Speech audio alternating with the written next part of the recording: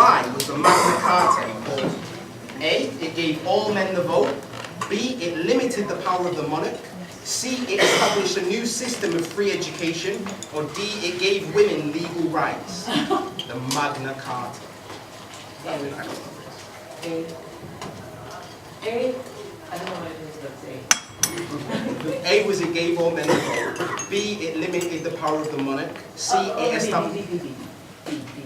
You would have said A, though, so you would have... Yeah, but you have to say B, you have to say the right answer. Okay, ready for number? Yeah? Okay.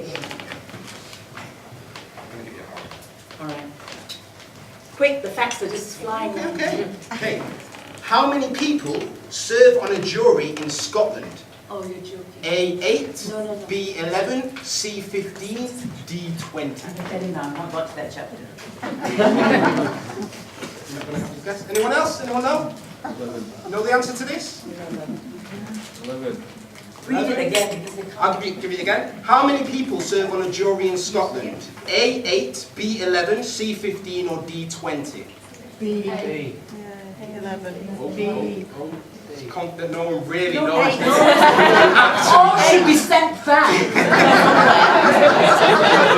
I'm the one sitting for citizenship test. So the answer is C. Oh. Some surprises, not a lot of people do that. Try a hard one. They haven't learned it by heart like me.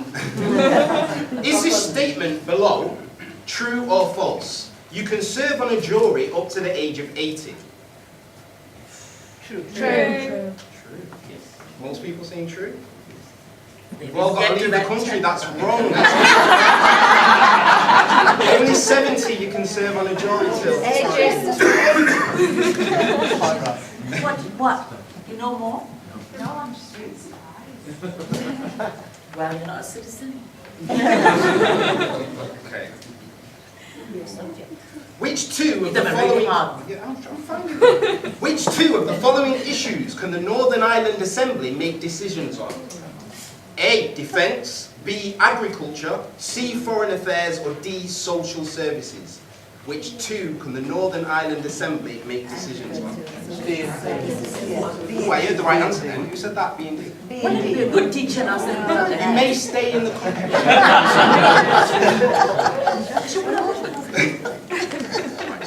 Okay. Yeah, go on.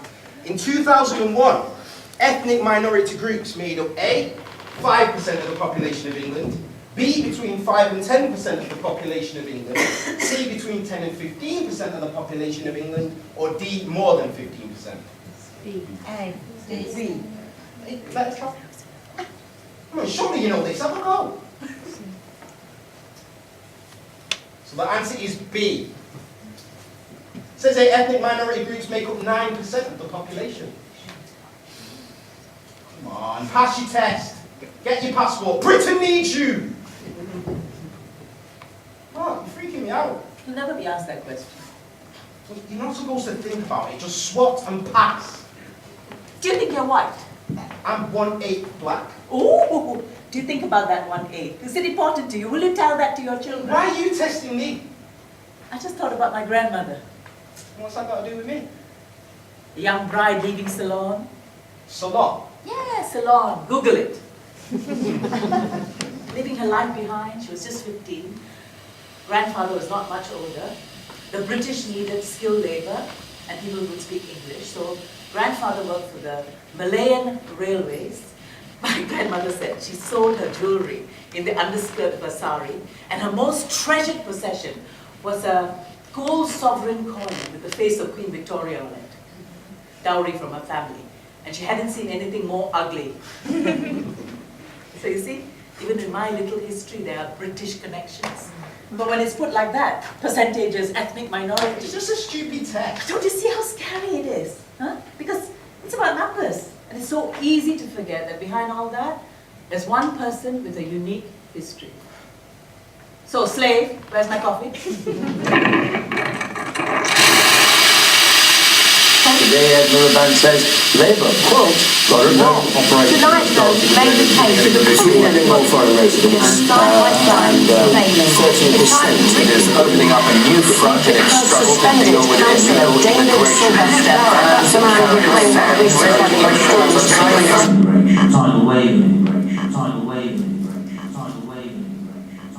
My name is Zoya Pak. I am a refugee from Burma. My My father, father, he's a very interesting man. He was quite... eccentric is probably not the word, but he was quite different. He was more imaginative and unconventional than his Sinhalese peers. My name comes out of my my father. father named me Zoya. Zoya was a Russian hero. When my father studied in Rangoon University, he read about Zoya and the Russian struggle against Nazi occupation. When my father was a teenager, he became involved with the British Burmese resistance and the underground network. He read about Zoya and was inspired by the story of Zoya. And so, when I was born, he named me Zoya. It's not a typical Karen name. My father named me Sui. It's not a typical Sri Lankan name. They were Buddhist people, from quite religious families on both counts. And when my mum was pregnant with me, they were entrusted to take these, what they call Buddhist relics, a little Vardhana, a little statue, and present one of these at a Buddhist temple, a Chinese Buddhist temple in New York. So they went to New York and this temple in the Bronx. This was 1970s, and anyway, my mum, it was her first pregnancy. She was away from home and was very nervous, so this nun, Chinese nun, looked after her, was kind to her. So they decided when the child is born, they will name it after this nun, Sui.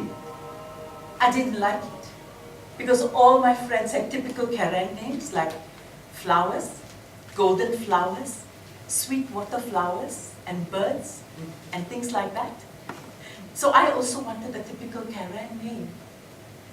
My friends didn't pronounce my name properly in school, and I was upset. I didn't like Zoya.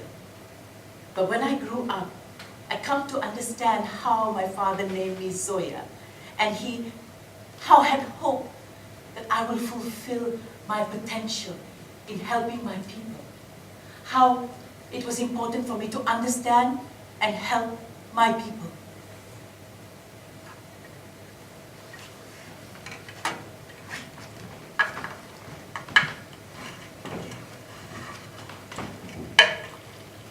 Sometimes, not always, I feel like Oliver Twist. You know lah, not in the please sir, give me some more way, but in the often don't have anyone to love me way. You know lah, cannot resist Dickens. You know, the plot always Dickens like corn flour soya sauce in shark's fin soup, right? Why you look at me like that? Like I talk cock. Now you are giving me that look. Where I come from, talk cock means talk nonsense. See, I got your attention, huh? And your look of resignation. Because now you can see through all the nonsense and the bad English. Actually, Malaysian English is called Manglish, but that's another story. Now you can see my frustration. Because as I see it, I'm, how you say, timeless. Every town, every village, every century got outsider like me. So maybe I'm a character, maybe from Dickens. Maybe I'm a street urchin, an inside-out broken Nancy. No one you can, how you say, fancy. Or a crooked smite, someone you want to strike. Why? Because in your gang, everybody has to be perfect. And because I smell of fish paste and chili padi. Hey, I am the visible invisible. I am the one you miss when you turn round the corner and walk away from me. Stay a while lah. Why are you so scared? Why you keep me so blurred and out of focus when I serve you in a Malaysian restaurant? Or clean your house? Or sit next to you in class? You eat my laksa, And then you go home and alamak, you make the Nigella version. Add Greek yogurt instead of coconut milk and call it curry. But sometimes our eyes meet and I know what you're thinking. Legal? Illegal? Belong? Don't belong? Where are you from? Where are you from? But mostly, you don't make eye contact. Mostly, I don't make eye contact. Because we both have the same thinking, the same fear. If we allow ourselves, if we take the plunge, if we make the time, we might have something to talk about. But it makes us feel better to know that lily of the valley and lemongrass cannot mix. Not supposed to mix. I was born here. The thing is, then people will say you're British. And I will say then, well, I don't know what it means to be British because I haven't got a point of reference. Even though I was born in the country. One could say about, say, Richard E. Grant. He was born in Burundi, but he can't be considered Burundi. Or Fiona Fullerton. She was born in Nigeria, but she's very English. She's an English actress. Or Sandy Toksvig was born in Zambia. Do you appreciate what I'm saying? But the notion of belonging, the notion of identity is slightly more complex. But the thing is, residing in one culture and residing in two cultures, where you can see a beauty and nonsense of culture. I know what you mean. I was born in an asylum camp in Germany. And they give you money to buy things like clothes, things like that. But my father bought a TV. So we watched Tamil films. And that kept us connected to our homeland. We speak Tamil with our parents for a very long time. There's a system in Germany. Not the system. But now when I think of it, it must have been systematic. It must have been state-instituted, although I have no proof of it. A lot of Tamil families had some sort of grandmother, white grandmother, who would spend time with them to integrate them. A kind of a proxy representative of the state to integrate them into society. So she would come to our home and say something like, "Stop speaking your cat language and make us speak German." That was integration. Progress, I guess. My father was from West Africa, in Nigeria. My mother was from the Caribbean in Jamaica, completely different cultures. There are aspects of their histories, their related histories, that are problematic. I picked up on aspects of that whilst growing up. Because of the histories of the two countries. Even if I talk about marriage, I can remember my father saying, "Gosh, we almost didn't get married.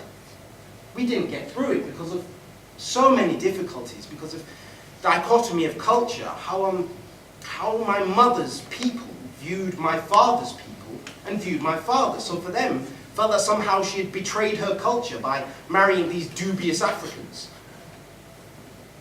And that was sort of problematic. Somewhat a theme for me, I think, in terms of that. I sort of view culture as a medium for which we observe the world. Like Sri Lanka. We knew there was a war there. Tamil people were oppressed. The state was the enemy. And there were people fighting for us. Nothing our parents actively taught us. In fact, they tried to consciously disengage, de-link us from it so that we won't be carrying the burden they were carrying. My mom used to cry for her family, things she left behind. So we came to realize why we were here. There were particular reasons why we were here. When I was 18, I tried to get a dual citizenship. But thinking about it now from today's perspective, it would have been silly to get citizenship from a state that chased us away. But it would have made a difference for me. Even though I didn't like the idea of blood and soil, didn't like the idea of being rooted by geography. It still has an effect on me. It aggravates me when people say it.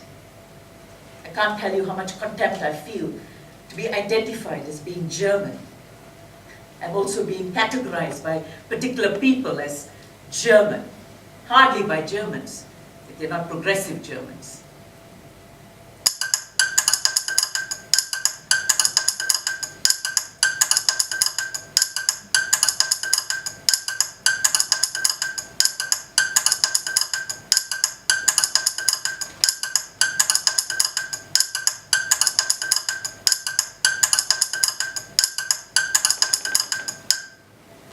Asylum is given under the 1951 United Nations Convention relating to the status of refugees. To be recognized as a refugee, you must have left your country. And be unable to go back because you have a well-founded fear of persecution because of your race, religion, nationality, political opinion or membership of a particular social group.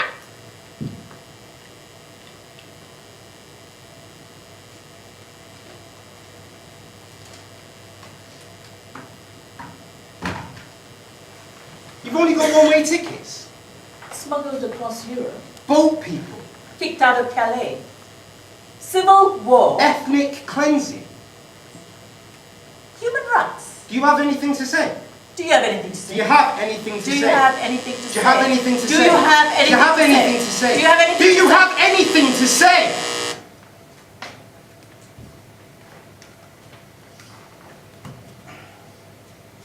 Cigarette burns, the back of the legs, scars on arms and thighs, very basic prosthetic limb, severely malnourished, signs of post-traumatic stress disorder, trauma to the head, scarring and head wounds, head lice, psoriasis, eczema, post-traumatic stress disorder, post-traumatic stress disorder, post-traumatic stress disorder, post-traumatic stress. And you're seeking asylum. I fill every form you throw at me. I take a number and wait for hours. I already know a lot about waiting. I walk the streets, roads with names I cannot pronounce. What about the other things? Things you don't know because of the things that I have seen. What about my children? I joined the armed struggle when I was 14. Never saw my mother again. Why did I join? I lost so many people. Brother, uncle, and my best friend. If I didn't move 2 more inches, it would have been me. After training, my mind was like a baby. It's like I was living in a new planet. I forgot all my personal information. Where in your form? Where can I write? I was in the armed struggle. I was a freedom fighter. Lost everything. Where can I write that in your form? Where can I write that in your form?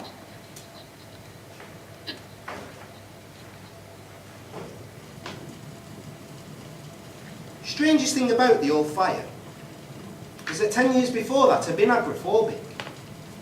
So I hadn't left the house. Well, it started very early in the morning. My mother had gone downstairs to take the ashes from the fireplace outside. I wasn't awake because we had a late night. So she went downstairs to do the things in the morning. She took the ashes from the open fire. But because it was snowing, she didn't take it outside, and we always do. Put it in a tin bucket and take it outside. It was snowing, so she just left them in a bucket in the conservatory. It was a live spark, and it just sort of immediately took life and was billowing smoke. She thought it was the boiler.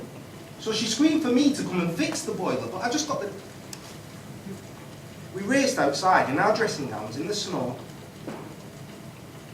I think a neighbour called the fire brigade for us. It was terrifying, you know, that's one of my greatest fears. Fires and things that can so easily take control. And also, my mother was wanted in there and put it out further and gather stuff in case the whole house went. I was trying to pull her out.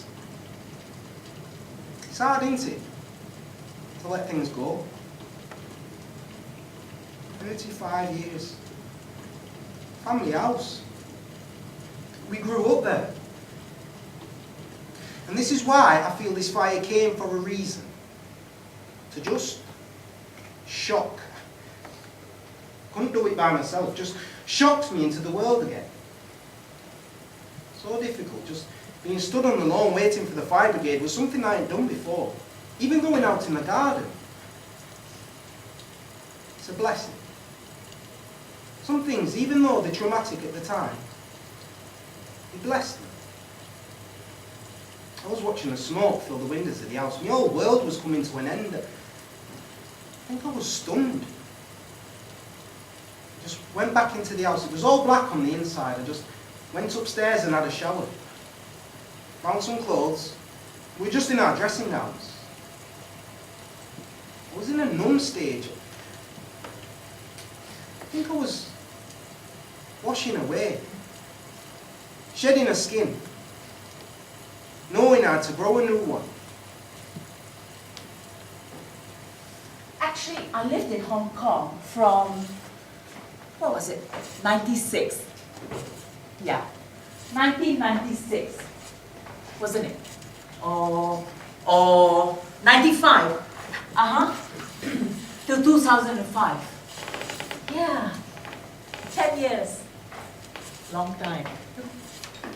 Well, what's quite interesting, as much as realizing then that I didn't fit in anywhere around the world, I was displaced everywhere. I mean, I felt English, but I'm not. I'm Chinese. So, living in Hong Kong, thinking that I would fit right in, I didn't fit in at all.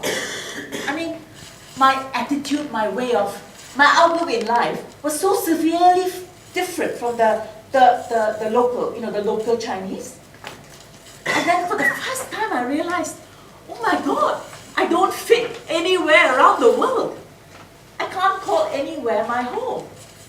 I mean, unlike the Caucasians, you can say you love the Queen, you can say this is my country. I can't, because this is not my country. I wasn't born here. I mean, I've adapted to it, I've adopted it, but sometimes it's quite upsetting when you think about it, so I try not to think about it too much. I'm Cancerian, so I'm a real home-born. And Cancerians, it's really important to have a root.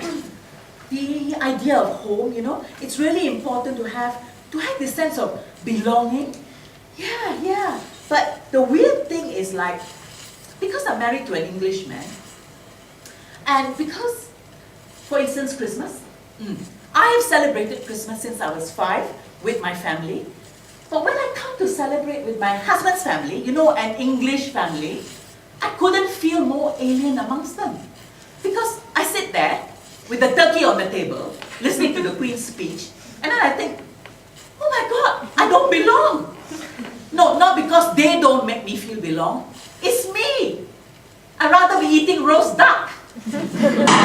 It's a war that has lasted on and off for a quarter of a century. Not only on land, but also at sea. And the Tamil Tigers even became the first group of their kind to have an air force. As the years passed, it was a war fought with increasing ferocity.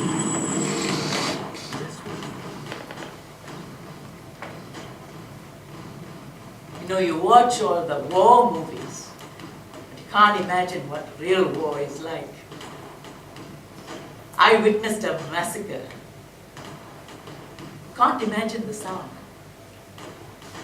I remember thinking we could dodge the planes, we can dodge the bombings. So I know where the plane is. It comes like this.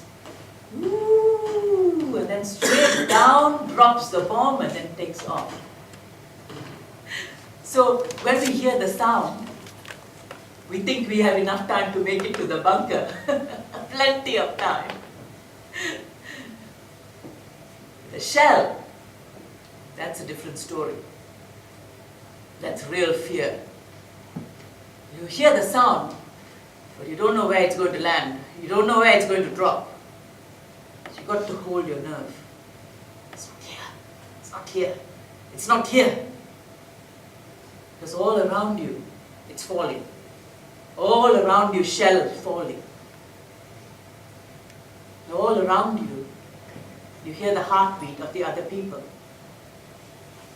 Brings people together. War brings people together. It brings out the best in humanity as well. People who went through the war with you, we have a connection that cannot be explained. You sit inside the bunker. There was this woman, she lives in France now, but she would sit in front of me, to die first when the shell falls. It can never break. Some people will die first to save you. That is the humanity you experience.